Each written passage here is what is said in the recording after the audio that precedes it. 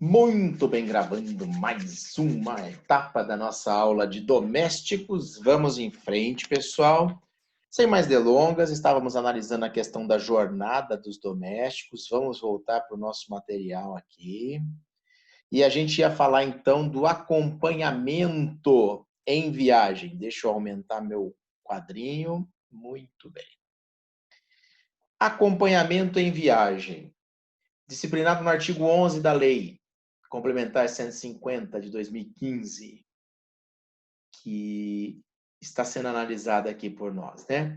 Em relação ao empregado responsável por acompanhar o empregador prestando serviços em viagem, serão consideradas apenas as horas efetivamente trabalhadas no período, podendo ser compensadas as extraordinárias em outro dia, observado o artigo 2º.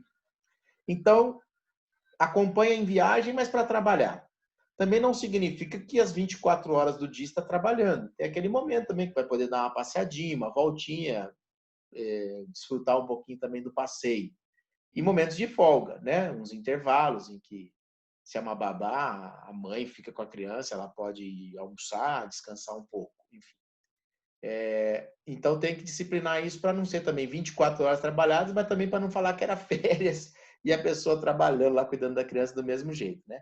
Lembrando que as horas extras podem ser compensadas. Se tiver hora extra durante a viagem, pode ser compensada também na forma do artigo 2º que nós já vimos. Olha só, pega aí sua listinha, pega a sua listinha do que precisa de acordo escrito, que vem mais um. O acompanhamento do empregador pelo empregado em viagem será condicionado à prévia existência de acordo escrito entre as partes. Acordo escrito entre as partes para que haja o acompanhamento em viagem. Ou seja, tem que ter um ajuste de vontade, né? Às vezes a empregada não quer ir, né? Ou o empregado tem família e tudo, então precisa conversar a respeito disso. E ajustar por escrito essa condição. A remuneração hora do serviço em viagem será no mínimo 25% superior ao valor do salário hora normal. Olha, é como se fosse um adicional de transferência, né? O adicional de transferência, por coincidência, é de 25%, talvez até tenha sido a inspiração. No momento em que você está trabalhando fora do seu local normal de trabalho, a sua hora passa a ser 25% mais cara. A gente imagina, né? Porque vamos, né? Pensa, a trabalhadora está fora da casa dela, acaba tendo ali uma outra dificuldade ou despesa com uma ou outra coisa, e esses 25% vão servir para isso.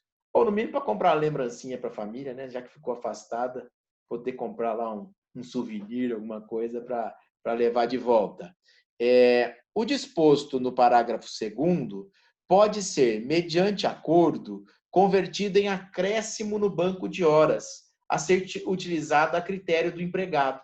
Ao invés de eu receber com 25% de aumento, eu posso pegar e transformar essa remuneração em horas. Então, assim, eu recebo normal, mas para cada 25%, 25, 50, vamos dizer que a cada hora trabalhada, como é que vai ser essa conta aqui, né? Para cada, convertido em acréscimo de horas, ser utilizada a critério do empregado. A cada 4 horas trabalhadas, uma, né? A cada 4 horas trabalhadas, uma de acréscimo no banco. Eu ganho 1 hora no meu banco para descansar depois, ao invés de receber por elas. Como se fosse uma compensação de hora extra. Uhum. Então, o trabalho em viagem tem essa previsão, mas lá embaixo nós vamos ver da questão que não pode cobrar a passagem, não pode cobrar a hospedagem e a refeição nesse período. É uma outra condição para o trabalhador em viagem, mas está tratada, né, num outro momento da lei, mas só para deixar aqui já avisado que são 2 previsões, jornada e aquilo que não pode ter de despesa em relação a quem acompanha na viagem. Sobre o controle de jornada, o artigo 12 prevê que é obrigatório o registro do horário de trabalho do empregado doméstico por qualquer meio, seja manual, mecânico ou eletrônico, desde que idôneo. Ou seja, desde que as horas efetivamente trabalhadas estejam anotadas no ponto. Que o ponto seja realmente aquilo que retrate o que foi trabalhado, o que foi efetivamente trabalhado, para apurar a hora extra, para apurar o que quer que seja. Lembrando, não preciso instalar um relógio ponto, né, na minha casa. Eu posso fazer o controle por meio manual, registrando ali num caderno, numa folha qualquer. Ou ainda, se tiver algum sisteminha, tenho lá um leitor biométrico da minha empresa, trabalho em teletrabalho, já estendo para empregada. Bom, aí já, quanto melhor, quanto mais eficaz. O importante é que eu tenha uma fonte de consulta para ver onde ficaram registradas as horas efetivamente trabalhadas pelo doméstico. Como tem a obrigação, se o empregador doméstico chega numa reclamação trabalhista e fala, não tem ponto. Então, era o ônus da prova dele, né, ter esse registro. Passa a se presumir verdadeira a jornada da inicial e o empregador é que tem que provar o horário que o empregado fez. Se não tiver prova, se o empregado estiver alegando que fez hora extra, vai ganhar a hora extra. Ou ainda, se esse controle ele não é idôneo, ele não é fiel. Faz lá no fim do mês, coloca aí das 7 às 17, das 7 às 17, das 7 às 17, com 2 horas de intervalo. Para não dar hora extra, né? 7 às 17 são 10 horas, tira 2 horas de intervalo, fica 8 horas por dia. É um ponto britânico, que não vale como meio de prova. Ninguém é uma máquina, né, que trabalha exatamente nesses horários. Então, ponto britânico também faz com que se presuma verdadeira a jornada da inicial e o ônus da prova fica com o empregador. Intervalo, intrajornada, chamado, né, para refeição, repouso e refeição.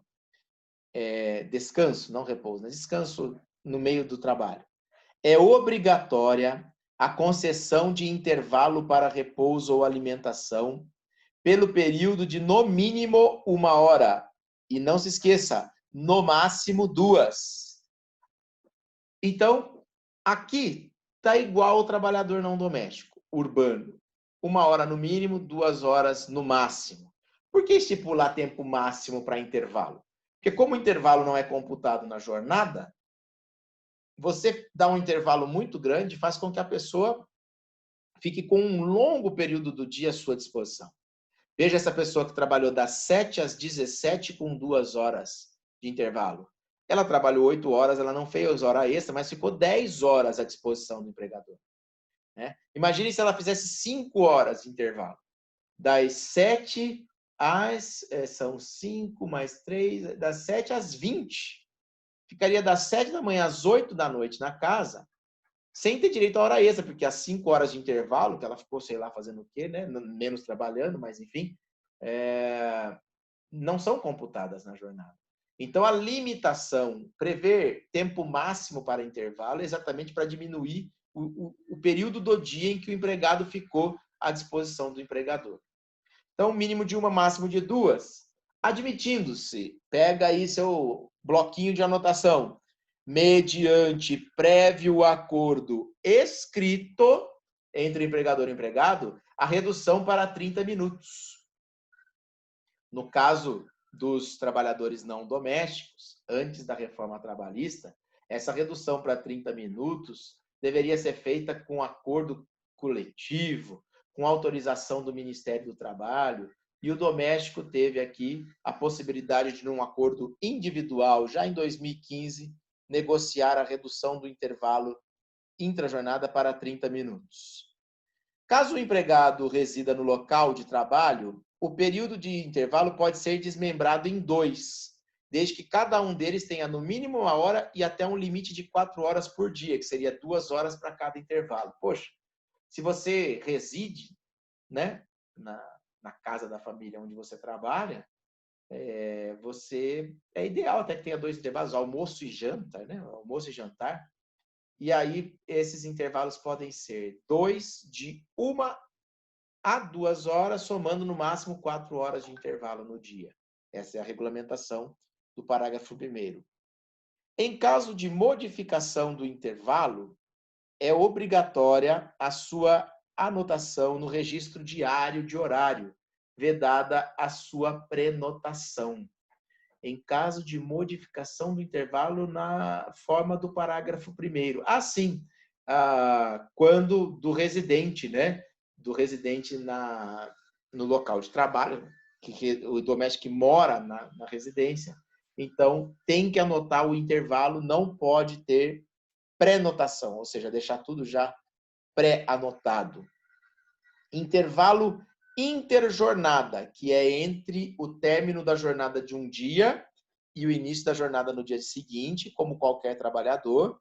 Entre duas jornadas de trabalho deve haver um período mínimo de 11 horas consecutivas para descanso. É o padrão também para empregados não domésticos urbanos. Algumas profissões têm previsões diferenciadas do interjornada, mas não vem ao caso. Estamos aqui no doméstico no padrão de 11 horas entre um dia e outro. E o adicional noturno, trabalho noturno. Para o doméstico, considera-se noturno o trabalho executado entre 22 horas de um dia e as 5 horas do dia seguinte, ou seja, como os trabalhadores não domésticos urbanos. Em relação aos rurais, existe uma diferenciação. Então, das 10 da noite às 5 da manhã, isso é noite para efeitos trabalhistas. Não é um critério, portanto, astronômico, né? Já está escuro agora, são 15 para 6 da tarde, já está noite nesse quase inverno, né? Estamos no outono ainda. Mas, embora não haja luz solar, não há que se falar em adicional noturno. Quando eu estou lá na faculdade, eu brinco com vocês que eu só fico mais animado na aula a partir das 10 da noite, nos últimos 40 minutos, porque ali eu estou trabalhando com adicional noturno, com hora reduzida noturna, que, aliás, está disciplinada também aqui no parágrafo 1º. A hora noturna, a hora de trabalho noturno, tem duração de 52 minutos e 30 segundos. Olha que beleza! Não é uma hora de 60 minutos, ela é uma hora de 52 e 30. Como que chegaram nesse cálculo? Na verdade, parece algo de conta de chegada mesmo, porque aí quem trabalha à noite, trabalhando 7 horas inteiras no relógio, se você pega mais 7 minutos e meio aí, né, para os 60 que fica faltando, quem trabalha no relógio 7 horas já completou uma jornada de 8. Então, na verdade, o que a hora noturna, essa ficção, né, essa hora ficta, reduzida de 52 minutos e meio faz? Faz com que o trabalho acabe mais cedo. Ou seja, como é mais penoso trabalhar à noite, eu trabalhando 7 horas no relógio já dei conta da minha jornada de 8. E se eu ficar mais do que 7 horas, se eu ficar 8 horas de relógio, eu já tenho direito à hora extra. Ou seja, ou é para a jornada terminar mais cedo, ou também a hora extra chega mais cedo. Porque aí, a partir da 7ª hora de relógio, que já corresponde a 8 horas trabalhadas, o empregado passa a fazer jus a horas extras. Eu sempre alerto isso porque vejo muitos processos em que vem pedido de pagamento de hora noturna ficta. A hora noturna ficta não é uma rubrica que vai lá no contra-cheque, estou te pagando. Não, é só uma forma de cálculo da hora, do tempo de trabalho, que pode resultar ou não em hora extra. O que se paga é hora extra, né? E adicional noturno, no caso de quem trabalha hoje, não a hora ficta em si, que só vem reduzir, né? Prever que a hora é menor à noite e, portanto, eu chego no fim da minha jornada mais rapidamente. Quanto ao adicional noturno, a remuneração do trabalho noturno deve ter acréscimo de no mínimo 20% sobre o valor da hora diurna, como acontece com os não domésticos urbanos. 20% pode? Pode, porque a Constituição prevê somente que o trabalho noturno deve ser remunerado em valor superior ao do diurno, mas não diz em quanto, como fez, por exemplo, com a hora extra, em que se especifica lá adicional mínimo de 50%. Então, aqui seguiu o padrão também da CLT para prever adicional noturno de 20%. Em caso de contratação pelo empregador, de um empregado exclusivamente para trabalhar à noite, aquela enfermeira, por exemplo, que vai dormir, né, com o vovô, com a vovó, com o paciente, o acréscimo será calculado sobre o salário da carteira. Claro, se ele trabalha o tempo todo da noite, incide adicional noturno no salário todo, né? Nos horários mistos, assim entendidos, os que abrangem períodos diurnos e noturnos, aplica-se às horas de trabalho noturno o disposto no artigo e parágrafos. Ou seja, eu trabalho das 19 às 7, aquele lá do 12 por 36. Das 19 horas de um dia às 7 da manhã do outro. Das 19 às 22, é dia. Não tem hora reduzida, não tem adicional noturno.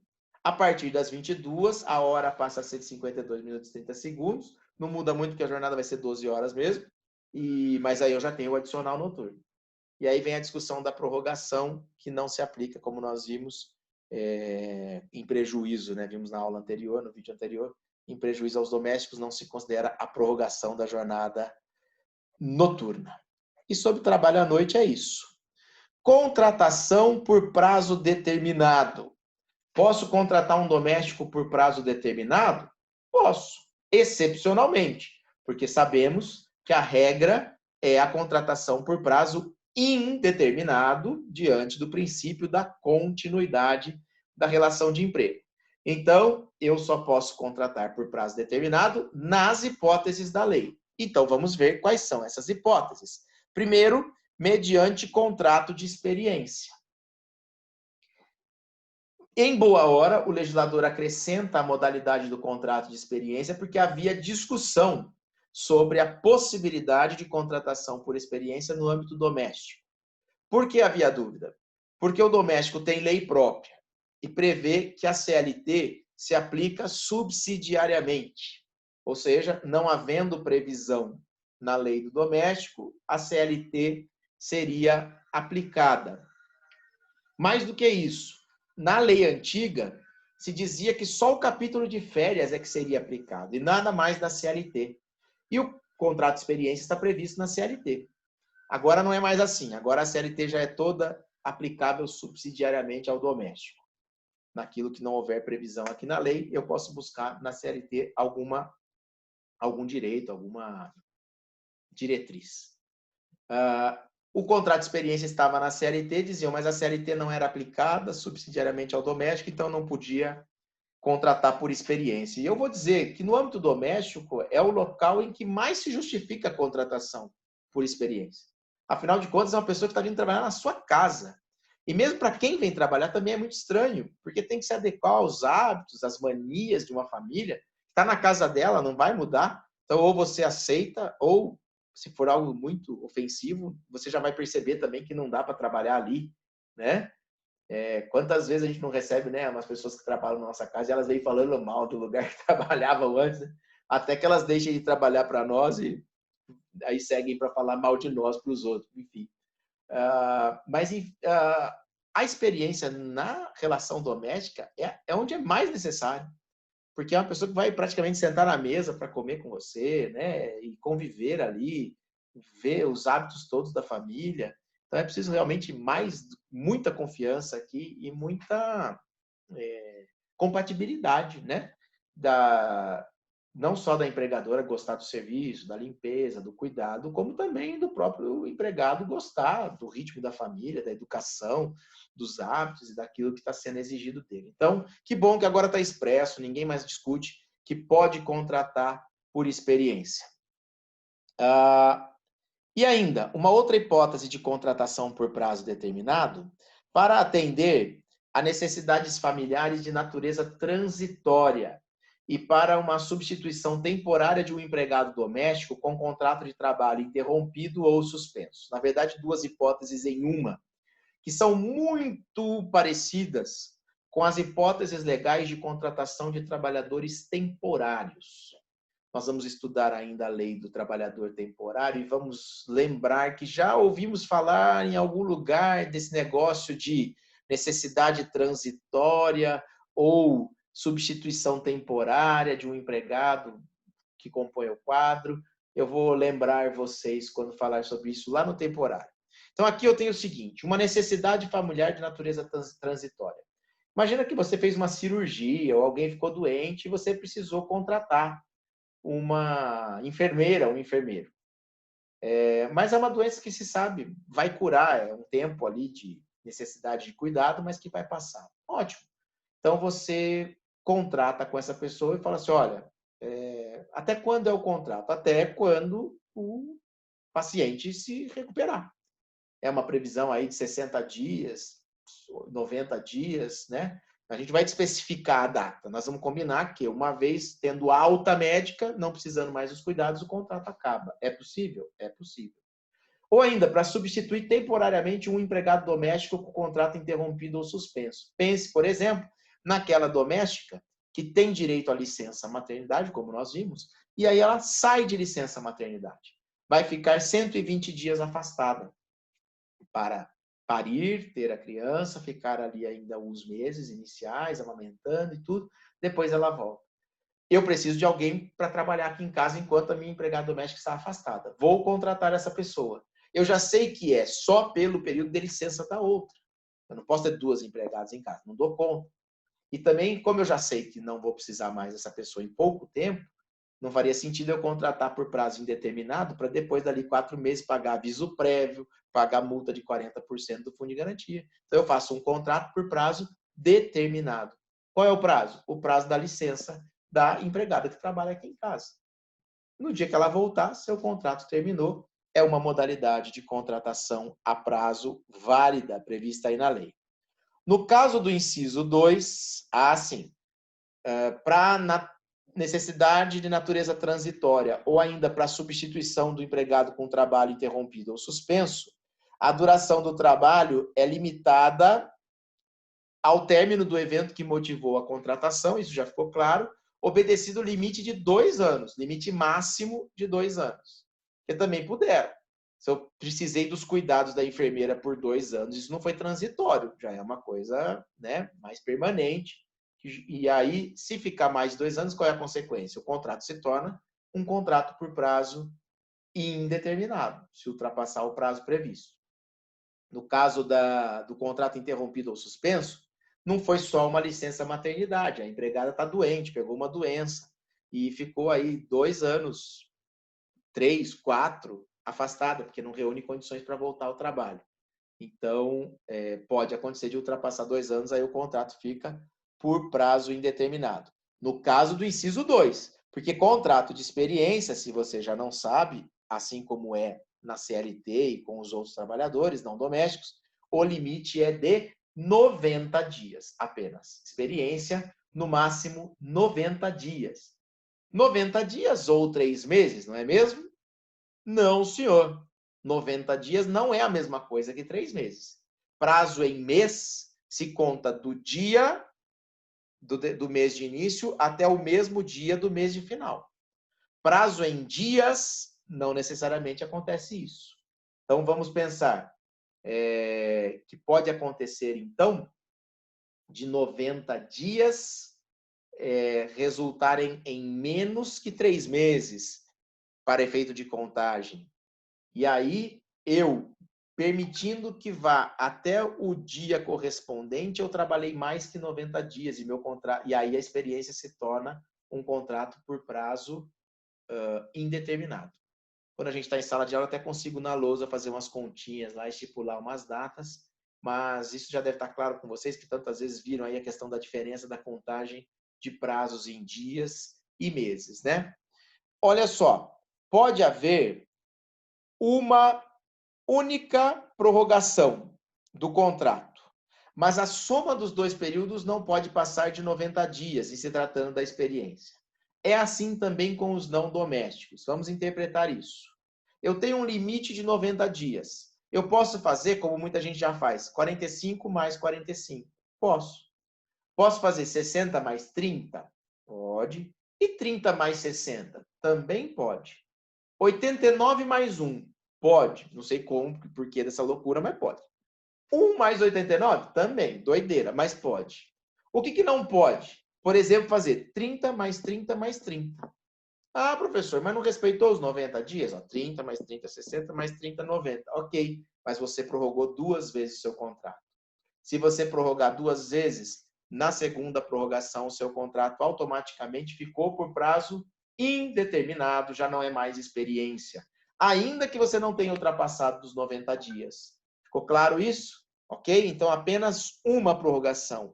E a soma dos dois períodos não pode ultrapassar de 90 dias. Quando é que a experiência acaba e o contrato, em tese, se transformaria em prazo indeterminado, a não ser que você encerre mesmo, acabou a experiência, não gostei, tchau. Em duas hipóteses, passando de 90 dias ou fazendo uma segunda prorrogação antes disso.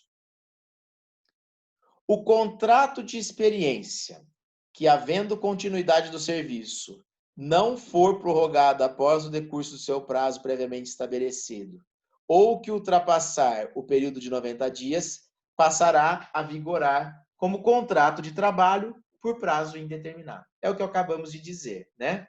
Continuou trabalhando além do prazo ou estipulado inicialmente. Vamos dizer que era assim, experiência por 45 dias. E a gente não falou nada em prorrogação. E a pessoa trabalhou 45, 46, 47, 48. Já virou contrato por prazo indeterminado, né? Houve continuidade do serviço sem que ele tenha o prazo prorrogado. Ou ainda se ele ultrapassar de 90 dias. Consequência, vira contrato por prazo indeterminado. Durante a vigência dos contratos previstos nos incisos 1 e 2, que são os contratos por prazo determinado, o empregador que, sem justa causa, despedir o empregado, é obrigado a pagar-lhe, a título de indenização, metade da remuneração a que teria direito até o termo do contrato. Aqui nós estamos falando de rescisão antecipada de contrato a termo. O que é isso? Primeiro, eu só posso cogitar de rescisão antecipada se o contrato é a termo. Porque se o contrato não tem data para terminar, eu não posso dizer que eu estou antecipando uma rescisão, porque não tinha data para terminar. Então, esse tema, rescisão antecipada, só tem lugar em contratos por prazo determinado. E o que é a rescisão antecipada? É terminar o contrato antes do momento previsto para o seu término efetivo. Vamos imaginar que eu fiz uma experiência, contratei já de primeira por 90 dias. Mas deu 15 dias, eu já percebi, falei, não vai dar para ficar com esse empregado aqui não. Não trabalha legal, não cozinha legal, não gostei da comida, se era uma cozinheira, enfim. Vou ter que dar fim nesse contrato aqui antes da hora. E aí? A pessoa está esperando que 90 dias está garantido. Então, você vai surpreender essa pessoa com essa rescisão antecipada. Qual é a penalidade? Aqui, nós vamos ver que é igualzinho o que está previsto nos artigos 479 e 480 da CLT para os não domésticos. Se depois você quiser fazer um confronto, confronta artigos 6º e 7º da Lei do Doméstico com o 479 e o 480 da CLT, você vai ver que é a mesma coisa. Como que funciona? Se o empregador, o contratante, quiser sem justa causa, aí é sem justa causa. Por justa causa, manda embora na hora e não tem direito a nada. Mas sem justa causa, ele quer despedir o empregado antes do fim do contrato, durante a vigência do contrato, ele paga, a título de indenização, metade do tempo faltante do contrato. Pensa. Experiência de 90 dias, contratei por 90, mas mandei embora com 30. Trabalhou um mês só dos 3 que a gente previa inicialmente. Quantos dias faltavam para o término? 60. Metade de 60, 30. Então, eu vou pagar os 30 dias que a pessoa trabalhou e mais 30 dias de indenização porque eu terminei o contrato antes. Porque aí ela vai ter esses 30 dias, inclusive, porque ela já imaginava que ia ficar empregada por 3 meses, mas agora ela tem que procurar emprego de novo. Então, com esses 30 dias da indenização, ela vai ficar procurando o emprego dela. Entenderam isso? Eram 90 dias, trabalhou 45, faltava mais 45. Metade disso, indeniza. Quanto mais cumpriu o contrato, menor será a indenização, porque mais perto do fim anteriormente previsto nós estamos, ok? E se for o empregado que não gostou da casa, da família, da patroa, enfim, ou a empregada, né? O que acontece? Durante a vigência desses contratos, o empregado não poderá se desligar do contrato sem justa causa, sob pena de ser obrigado a indenizar o empregador dos prejuízos que desse fato lhe resultarem. É diferente. O empregador está escrito lá, paga a indenização no valor da metade da remuneração a que teria direito até o fim do contrato. Aqui se o empregado sai antes, o trabalhador pede para sair antes, sem justa causa também, não é porque o empregador praticou qualquer falta, ele indeniza o empregador do quê? Do prejuízo que desse fato resultar. Que fato? O fato dele sair antes. Então, o fato desse empregado sair antes, ele está causando algum prejuízo? Eu, sinceramente, nunca vi ninguém provar que o fato de alguém pedir demissão causou prejuízo para o empregador. Ainda mais se fosse um contrato de experiência, contratos por prazo determinado, em que o tempo geralmente é pequeno de convivência. Então, não há uma dependência muito grande. No âmbito doméstico, então, muito menos. Né? O que um pedido de demissão poderia gerar de prejuízo para um empregador doméstico? Mas é isso que ele vai ter que pagar. Se causou um prejuízo, o empregador tem que provar esse prejuízo e aí cobra do empregado, com base no artigo 7º, né, o pagamento dessa indenização pelo prejuízo que ele causou. Muito bem. E olha só, e o valor do prejuízo? Que também, de repente, nem consegui imaginar um prejuízo, mas aí provou um prejuízo de 200 milhões de dólares. Vai poder cobrar tudo isso do doméstico? Não. Parágrafo único. A indenização não pode exceder aquela que teria o direito do empregado em idênticas condições. Em que condições? Rescisão antecipada. O que tem direito o empregado? Metade do tempo faltante. Então, o empregado paga indenização do prejuízo até o limite de metade dos dias faltantes. Se for mais que isso, paga até metade. Se for um prejuízo menor, paga o valor do prejuízo. O que é preciso ter bem claro, pessoal, a gente vê no mundão aí afora, das relações de trabalho, dos escritórios de contabilidade, uma orientação equivocada, no sentido de que toda vez que o empregado pede para extinguir um contrato a termo antes da hora, ele já deveria a indenização no valor da metade dos dias faltantes. Isso não é verdade. Quem deve automaticamente metade dos dias faltantes é o empregador. O empregado vai pagar só se causou prejuízo por conta do pedido de demissão. E até o limite desse prejuízo ou até aquilo que ele teria direito em idênticas condições, que é metade do tempo faltante. Então, não é automático. Para o empregado, tem que provar esse prejuízo. Como eu disse a vocês, eu nunca vi um caso concreto em que alguém tenha conseguido provar isso. Muito bem.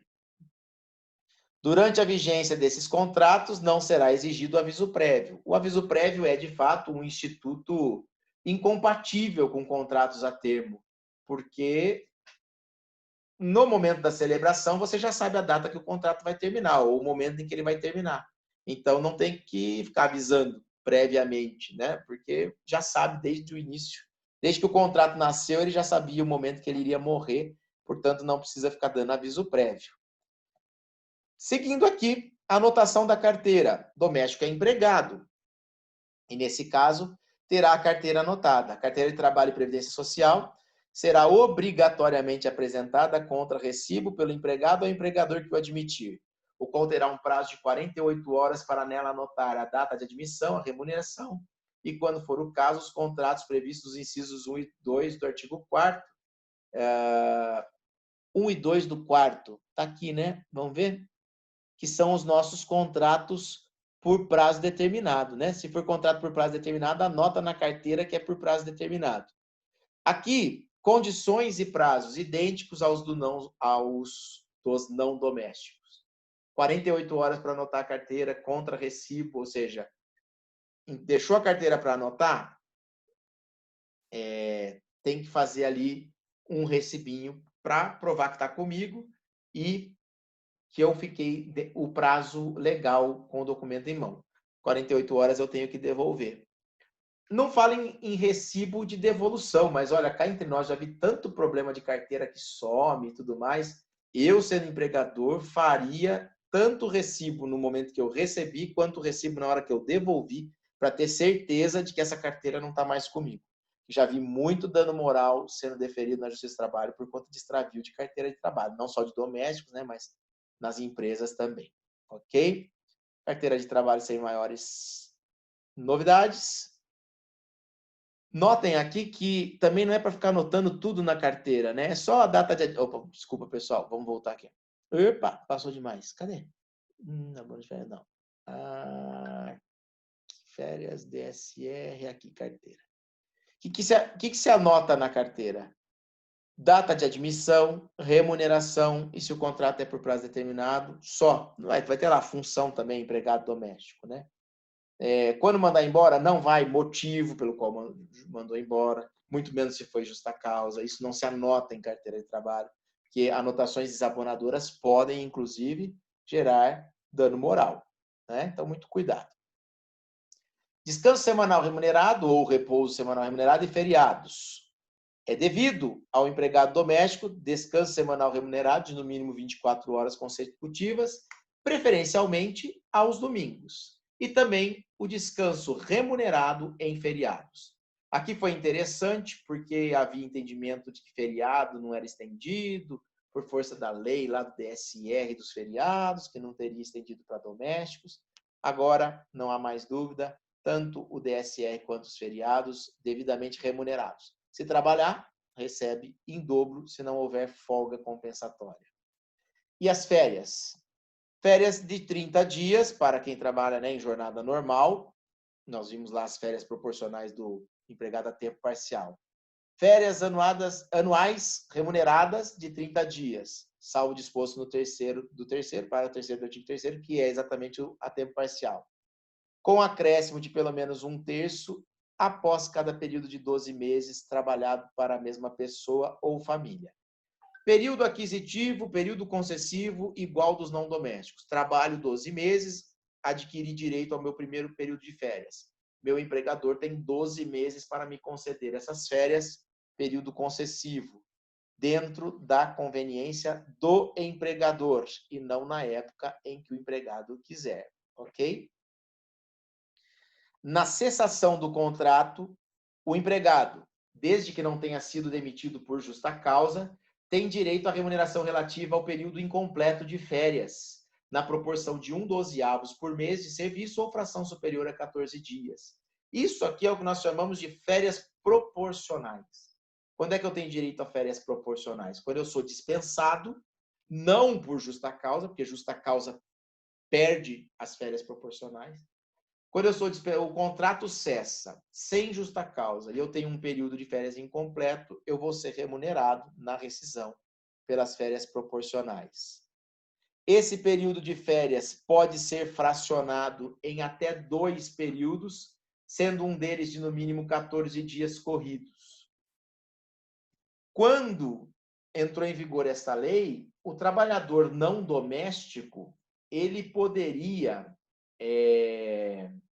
ele, em regra, não podia fracionar. Só fracionava férias em situações extraordinárias.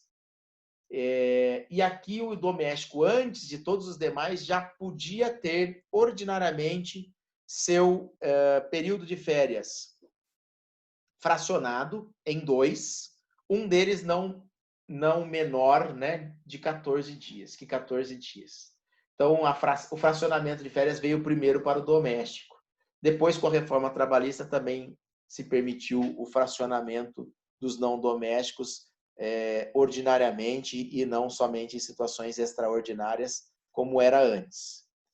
É facultado ao empregado doméstico converter 1/3 do período de férias a que tiver direito em abono pecuniário, no valor da remuneração que seria devida nos dias correspondentes. Isso aqui também se aplica aos não domésticos, é o que é chamado de abono de férias. Na prática, lá, né, na Rádio Peão, no dia a dia, o pessoal fala vender férias. Ah, vendi minhas férias, vendi meus dias de férias. É possível? É, mas no limite de apenas 10 dias. Pelo menos 20 devem ser reservados para o efetivo descanso, ok? Então, pode transformar em abono pecuniário o equivalente a 1/3 do período de férias.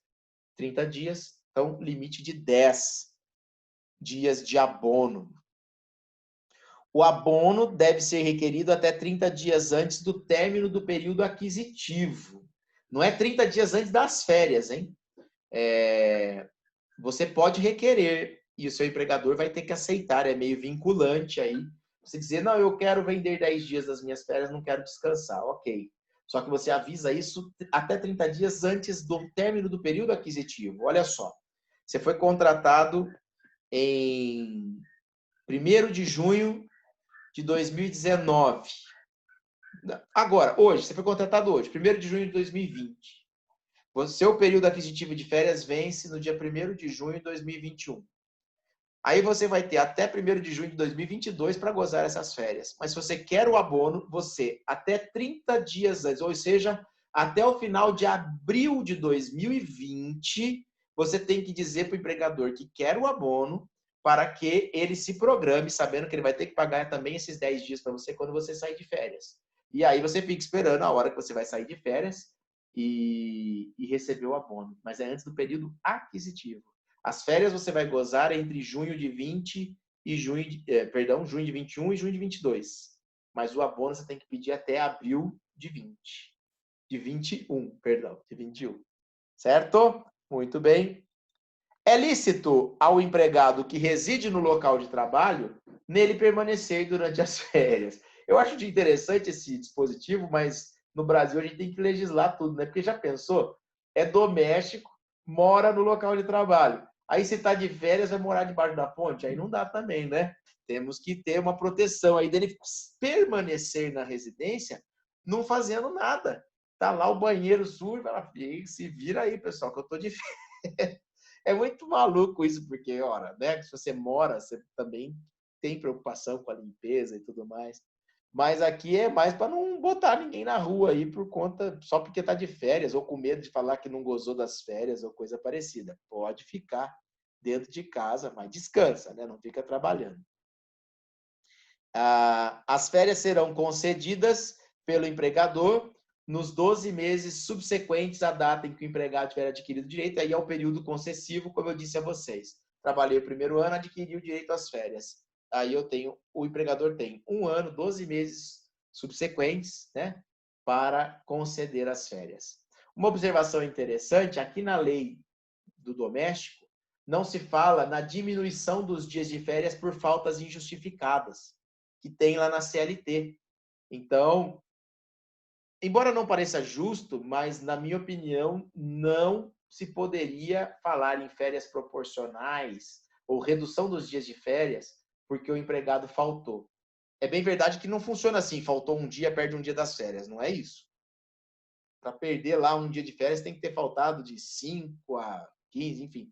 São várias faltas injustificadas que fazem com que você perca lá um dia das suas férias. Mas aqui não tem previsão. Então, parece que não podemos invocar essas normas lá da CLT para aplicar para o doméstico. Quando é para beneficiar, a gente não chama, mas também para não prejudicar, seria o caso, então, de bloquear esses critérios, ok, pessoal? E já falamos sobre férias. Vamos falar de remuneração, porque o doméstico tem algumas características interessantes. Olha só. É vedado ao empregador doméstico efetuar descontos no salário do empregado por fornecimento de alimentação, vestuário, higiene ou moradia, bem como despesas com transporte, hospedagem e alimentação no caso de acompanhamento em viagem. Lembra que eu falei para vocês, quando a gente viu lá a questão da jornada durante a viagem, que teria uma outra previsão? Está aqui. Sobre descontos, né, do pagamento. Regra geral, não se desconta alimentação, vestuário, higiene ou moradia. O empregado doméstico come em casa, não dá para cobrar dele o prato de comida que comeu. Tomou banho, cobrar o chuveiro, que gastou com o chuveiro ou com a água. Vestuário, aqui seria no caso de usar uniforme, né? Se tem que usar uniforme, tem que ser fornecido gratuitamente. Ou moradia, no caso de quem mora no local de trabalho, cobrar aluguel do quartinho lá onde o empregado dorme. Também não pode, não faz nenhum sentido isso. Se está viajando, também não pode transporte, hospedagem e alimentação. Alimentação já não pode em qualquer lugar, mas levei para o hotel comigo. Eu pago o hotel, não o empregado. né? Coitado, vai ter que ir lá ver uma acomodação mais simples para dar conta de pagar ali no hotel. Não faz sentido. Eu quis levar, eu que pago a hospedagem. E o transporte idem. Se for de avião, paga a passagem de avião. Foi de carro, não vai meiar, rachar o combustível com o doméstico, né? Não faria nenhum sentido. Pois bem, é facultado ao empregador efetuar descontos no salário do empregado em caso de adiantamento salarial, até aí tudo bem. Salário de 1.200 por mês. Eu adianto 200 no dia 20, no final do mês, até o quinto dia útil, eu pago 1.000 e não mais 1.200, porque eu já fiz um adiantamento. Desconto de adiantamento, ok. Né? E mediante, opa, pega seu caderninho aí, acordo escrito entre as partes para inclusão em plano de assistência médico, hospitalar e odontológica, seguro e previdência privada. Mas isso não pode ser maior que 20% do salário. Então, eu posso descontar uma participação do empregado de até 20% do seu salário para ele ter um plano de saúde, um plano odontológico ou uma previdência privada e tudo mais. Mas, para isso, nós dependemos de um acordo escrito. Coloca lá na sua listinha. Acordo escrito para desconto de plano de saúde, plano odontológico, seguro ou previdência privada. Se não tiver o acordo, o desconto é indevido. Poderão ser descontadas, excepcionalmente, as despesas com moradia, quando essa se referir a um local diverso da residência em que ocorre a prestação de serviço. E desde que essa possibilidade tenha sido expressamente acordada entre as partes. Não falou por escrito, aqui pode até ser verbal, mas anota aí na listinha que precisa de acordo para desconto de moradia. Em que situação? Quando essa moradia é diversa daquela onde o doméstico trabalha. Bom, aí tudo bem. Imaginemos que ele trabalha na casa de uma pessoa que tem uma outra casa e que está lá, ficou desocupada, tinha um inquilino, desocupou, ela olha e fala, poxa, eu não poderia morar naquela casa? Pode, já não tem ninguém lá mesmo. Pelo menos você me paga um aluguelzinho aí. E ajusta um desconto, né, do salário por conta da moradia. Até aí tudo bem, é praticamente um aluguel. As despesas referidas no caput não têm natureza salarial e não se incorporam à remuneração para quaisquer efeitos. Do que ele está falando? Moradia, alimentação, vestuário, higiene, para quem viajou, transporte e hospedagem. Eu não posso descontar do empregado, ok? Não posso descontar. Mas também ele não pode alegar que isso faz parte da remuneração dele para refletir em outras verbas. Na hora da rescisão, pagar aviso prévio, incluindo ali o valor da moradia, porque eu morava no local, ou o quanto eu comi. Ora, se não pode descontar, também não pode ser considerado salário, não tem natureza salarial, portanto, tem natureza indenizatória. O fornecimento de moradia ao empregado doméstico na própria residência ou em morada anexa de qualquer natureza não gera ao empregado qualquer direito de posse ou de propriedade sobre a referida moradia, que é bem interessante, que só faltava essa. Aí eu mando embora o empregado doméstico e ele não sai da minha casa, vou ter que mover uma ação de despejo, né? Óbvio que dentro de casa é difícil acontecer, mas às vezes tem aquelas casas com aquela casinha de fundos e a pessoa se instalou ali com a família e tudo. Fala, não, daqui eu não saio, não tenho para onde ir. Né? Não, agora move aí a ação de despejo pela lei do inquilinato. Não é assim. A posse, a permanência, não é nem posse. Olha só, a lei aqui está dizendo que se foi fornecida uma moradia na própria residência ou numa morada anexa, a casinha de fundos, não gera direito de posse, muito menos de propriedade, mas nem de posse, ou seja, acabou o contrato de emprego, tchau. Né? Não vou ter que mover ação de despejo, porque ele não tem a posse. Não tem nada, ele está ali porque ali é a minha casa e ele trabalha ali. Não trabalha mais, saiu.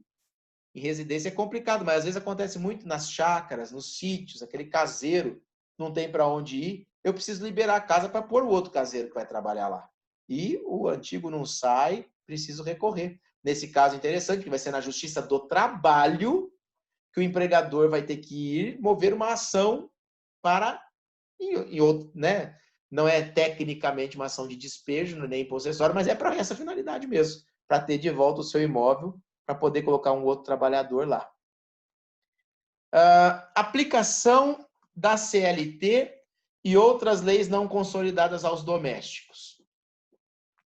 Eu já disse na nossa conversa de hoje que a CLT seria aplicada subsidiariamente, ou seja, o que não tiver de previsão aqui pode buscar alguma coisa na CLT. Mas veja só como que isso é tratado na própria Lei 150.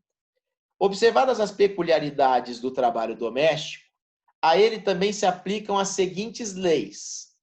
O tio Marco já pegou aqui o número da lei e colocou aqui que ela se refere. A lei não fala, a lei só dá o número da lei, mas para facilitar a sua compreensão, né? Lei 605 de 49 trata de DSR e feriados. Então, se algo daqui da lei já não foi suficiente para regulamentar, essa lei seria aplicável também. Leis 4.090 de 62 e 4749 de 65, que tratam do 13º, que também é direito do trabalhador doméstico. Aqui, por exemplo, nós não falamos que tem que pagar a primeira... Nós falamos que o doméstico tem direito a 13º, mas não falamos que tem que pagar a primeira parcela até o mês de novembro, que tem que pagar a segunda parcela até o dia 20 de dezembro. Isso tudo está previsto na lei do 13º, se aplica ao doméstico também, está dito aqui.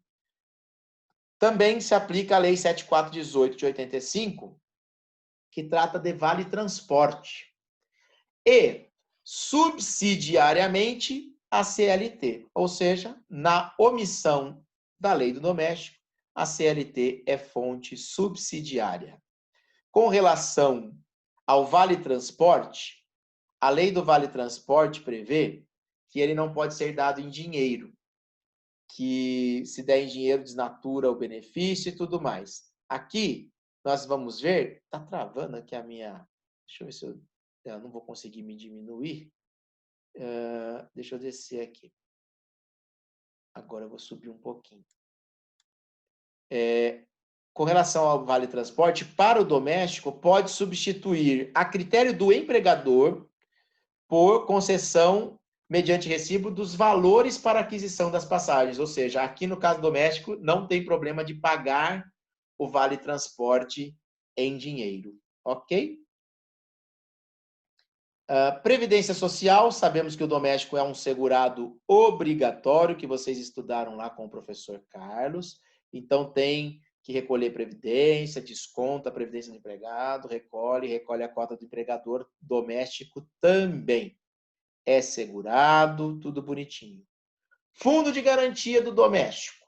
Fundo de garantia do doméstico passou a ser obrigatório, né? Eu disse a vocês que a lei ia regulamentar, e como que ela regulamentou? Dizendo o seguinte: é devida a inclusão do doméstico no fundo de garantia, na forma do regulamento a ser editado pelo Conselho Curador e pelo agente operador do FGTS. Então, quando a Lei Complementar 150 regulamentou, Lei Complementar 150 regulamentou o Fundo de Garantia, notem, ainda não regulamentou suficientemente, porque disse vai ser na forma de um regulamento que o Conselho Curador e o agente operador do fundo vão editar. Nós estávamos em junho de 2015 e em junho, julho, agosto, o empregador doméstico ainda não era obrigado a recolher o fundo de garantia. Por quê? Porque o regulamento ainda não tinha sido feito. Ninguém sabia como recolher, não tinha nos sistemas da Caixa Econômica como gerar guias para recolher. Então, a gente ficou esperando a regulamentação.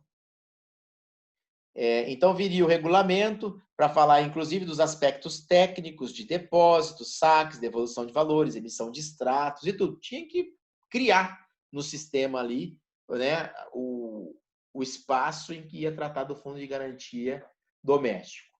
Na verdade, a regulamentação veio no mês de outubro de 2015. A primeira competência de FGTS efetivamente obrigatória no Brasil foi a de novembro, a que se recolheu no dia 7 de novembro, porque dia 7 é 7 ou 8 do mês que recolhe o fundo de garantia. Recolheu no início de novembro a competência 10, que era outubro, porque em outubro que ficou obrigatório o fundo de garantia. Olha, até a lei foi clara na época, o empregador doméstico somente passará a ter obrigação de promover a inscrição e fazer os recolhimentos após a entrada em vigor do regulamento. Ficou bem claro isso, então, que em junho de 2015 ninguém recolhia ainda, a não ser de forma opcional, como já poderia fazer antes. Olha que interessante isso daqui, que diferente. O empregador doméstico depositará a importância de 3,2%, 3 inteiros e 2/10% da remuneração devida no mês anterior para cada empregado. Para quê? Para pagar a indenização compensatória da perda do emprego, sem justa causa ou por culpa do empregador. Como assim? Qual é a multa? A indenização compensatória quando você manda alguém embora sem justa causa. É a multa de 40% do fundo de garantia. O que é 3,2%? 3,2% é 40% de 8%. Eu recolho todo mês 8% de fundo. E todo mês eu pego 40% disso, que são os 3,2%, e também recolho e vou fazendo uma poupancinha. Por quê? Porque se presume que o empregador doméstico, como não é empresa e não tem finalidade lucrativa, se ele ficar 5 anos com o empregado, vai pagar multa de 40% no ano, ele não vai ter dinheiro. Então ele já vai fazendo a poupança. Só que, inclusive, sendo depositado em locais diferentes. 8% aqui, 3,2% aqui. Por quê? Porque pode ser que esse valor não seja do empregado. Vamos imaginar que esse empregado seja mandado embora por justa causa. Não tem direito à multa de 40%. Aí o empregador pega tudo que ele pagou de 3,2% e pega para ele. Entende? Então, é a multa rescisória, mas tem que ser tratada em separado. Olha aqui, o que eu acabei de dizer. Parágrafo 1º. Na hipótese de dispensa por justa causa ou a pedido, término de um contrato por prazo determinado, aposentadoria ou mesmo falecimento do empregado doméstico, os valores previstos no caput serão movimentados pelo empregador. O empregador pega de volta a multa de 40% que ele foi antecipando mensalmente. E tem as hipóteses também que a multa cai pela metade. Aí é metade para cada um. Tá aqui, ó. Na hipótese de culpa recíproca, metade dos valores previstos no caput será movimentada pelo empregado e a outra metade pelo empregador. Cada um pega metade do que está ali. Esses valores, esses 3,2%, serão depositados na conta vinculada do empregado em variação distinta daquela em que estão os valores oriundos dos depósitos normais. Somente podem ser movimentados por ocasião da rescisão contratual. Então, vejam que o 3,2% fica separado dos 8%. A importância monetária... Opa! Mexi muito aqui. Peraí, volta. Volta. Opa, tá aqui. Passou.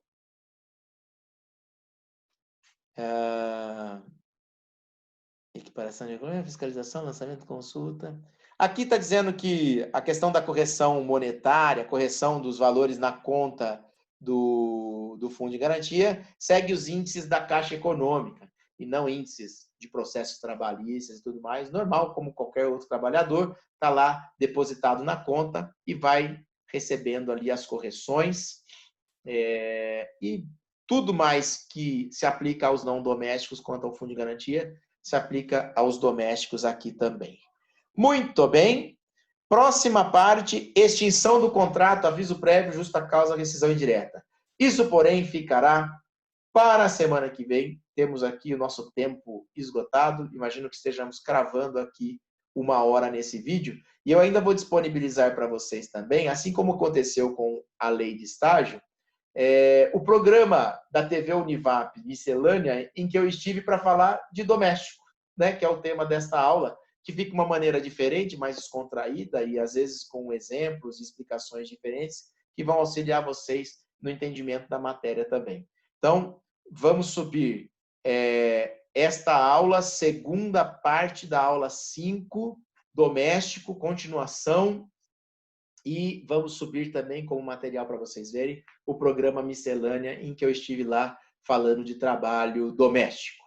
E na semana que vem a gente vem para acabar com esse contrato do doméstico e falar da extinção do contrato, justa causa, rescisão indireta e finalizar aqui o nosso estudo e seguir no estudo de outros trabalhadores. Tá bom, pessoal?